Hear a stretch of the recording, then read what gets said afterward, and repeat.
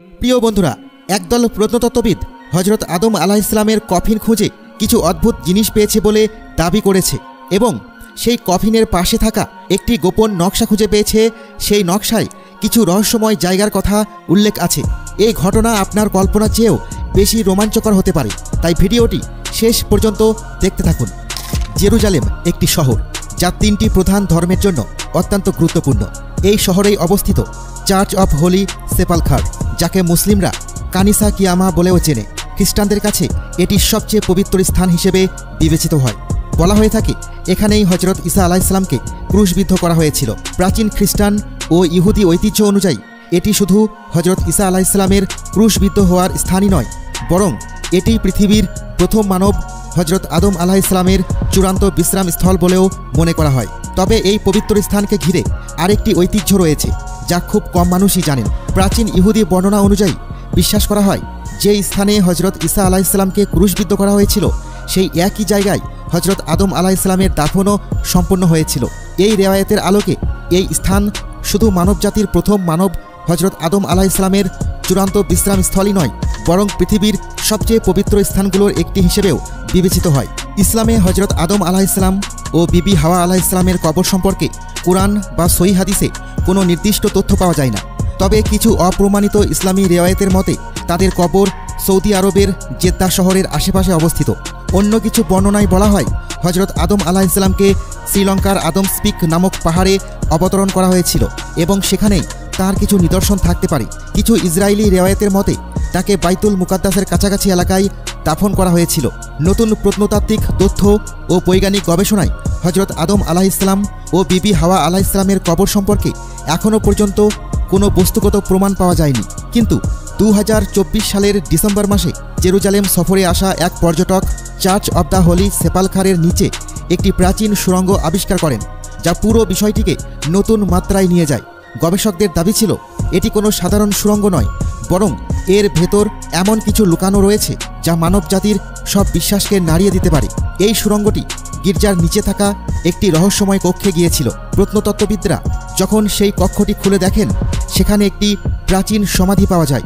সেই সমাধিতে এমন একটি দেহ ছিল যা সময়ের প্রভাবে নষ্ট হয়নি, সেটি হাড়ে পরিণত হয়নি, মাটিতেও গলে যায়নি, বরং দেখে মনে হচ্ছিল এটি যেন কোনো বিশেষ শক্তির মাধ্যমে সংরক্ষিত ছিল। কিন্তু সবচেয়ে বড় চমক দেখা যায় তখন যখন গবেষকরা সমাধির পাশে আরেকটি কফিন দেখতে পায়, যার উপরে লেখা ছিল আদম, প্রথম মানুষ।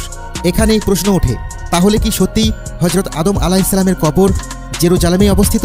আর যদি তাই হয় তবে এর পেছনের লুকানো সত্য কি? প্রত্নতত্ত্ববিদেরা সমাধির পাশে একটি প্রাচীন মানচিত্র খুঁজে পান, যেখানে এমন এক জায়গার উল্লেখ ছিল যা আজ পর্যন্ত কেউ দেখেনি।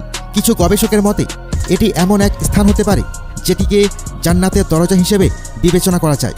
মানচিত্রটি একটি নির্দিষ্ট দিকে ইঙ্গিত দিচ্ছিল, কিন্তু সেটা জেরুজালেমের নয়, বরং আফ্রিকার একটি বিশেষ অঞ্চলের দিকে। তাহলে কি সেটিই সেই স্থান যেখানে হযরত আদম আলাইহিসসালাম প্রথম অবস্থান করেছিলেন? অনেক প্রাচীন ধর্মীয় রেওয়ায়েত ও ঐতিহাসিক সূত্রে এমন ইঙ্গিত পাওয়া যায় যে হযরত আদম আলাইহিসসালামের সাথে সম্পর্কিত যে জান্নাতের কথা বলা হয় তা আসমানি কোনো অদৃশ্য জগৎ নয়, বরং পৃথিবীরই কোনো গোপন রহস্যময় স্থান ছিল যেটিকে মানুষের দৃষ্টির বাইরে রাখা হয়েছিল।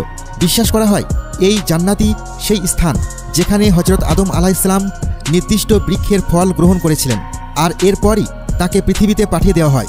প্রাচীন ইসলামী ও খ্রিস্টীয় ব্যাখ্যায় এমনটাও বলা হয়েছে যে জান্নাতের ওই অংশটি হয়তো পৃথিবীর ভেতরেই কোথাও ছিল, কিন্তু এমনভাবে গোপন করা হয়েছিল যেন সাধারণ মানুষ কখনো তা খুঁজে না পায়। আধুনিক গবেষণা মনে করেন এটি হয়তো কোনো ওয়ার্মহোল বা অন্য মাত্রায় প্রবেশের পথ হতে পারে, যার অস্তিত্ব বিজ্ঞান এখনও পুরোপুরি ব্যাখ্যা করতে পারেনি। ইহুদি ধর্মগ্রন্থ the life of Adam and ইভের বর্ণনায় বলা হয় মৃত্যুর কাছাকাছি সময়ে হযরত আদম আলাইহিসসালাম তার ছেলেকে একটি অনুরোধ জানায়, তুমি জান্নাতে যাও আর সেখানকার ফেরেশতাদের কাছে জীবনদায়ী তেল চাও, যাতে আমার যন্ত্রণায় একটু আরাম হয় এবং আমার আয়ু বাড়ে। কিন্তু সেই ফেরেশতা স্পষ্টভাবে জানিয়ে দেন মৃত্যু হলো আদমের প্রথম ভুলের শাস্তি। কিয়ামতের আগে না আদম না তার কোনো সন্তান জান্নাতে প্রবেশ করতে পারবে, কিংবা সেখান থেকে কিছু গ্রহণ করার অধিকারও তাদের নেই। আমরা অনেকেই জানি যখন হযরত আদম আলাইহিসসালামের ইন্তেকাল হয় তখন তার বিবি হাওয়া আলাইহিসসালাম আল্লাহর দরবারে আর্জ করেছিলেন যেন তাকেও আদম আলাইহিসসালামের পাশেই দাফন করা হয়। তখন হজরত মিকাইল আলাইহিসসালামকে এবং অন্যান্য ফেরেশতাদের আদেশ দেওয়া হয় যেন হজরত আদম আলাইহিসসালামের পবিত্র দেহকে আসমানি পানি দিয়ে গোসল করিয়ে তা পবিত্র সুগন্ধি তেলে মোড়ানো হয়। এরপর তাকে এমন এক জায়গায় দাফন করা হয় যা ভবিষ্যতে আরেকটি অলৌকিক ঘটনার কেন্দ্রবিন্দুতে পরিণত হয়। সেই গোপন সুড়ঙ্গ আবিষ্কারকারী ব্যক্তির বর্ণনায় উঠে আসে, সে যখন প্রাচীন সেই কবরের কাছে পৌঁছায় তখন দেখে সেখানে একটি অদ্ভুত রকমের সংরক্ষিত দেহ রাখা আছে। সেটা কোনো সাধারণ মমি বা হাড়ের কাঠামো ছিল না, বরং সেই দেহের মুখমণ্ডল ছিল অত্যন্ত জীবন্ত ও সতেজ, যেন সময় তার উপর কোনো ছাপ ফেলতে পারেনি। চোখ দুটি বন্ধ ছিল, কিন্তু গভীরতা ও রহস্যে ভরা, এবং তার চেহারায় এক অভাবনীয় শান্তি ও মহিমা বিদ্যমান ছিল।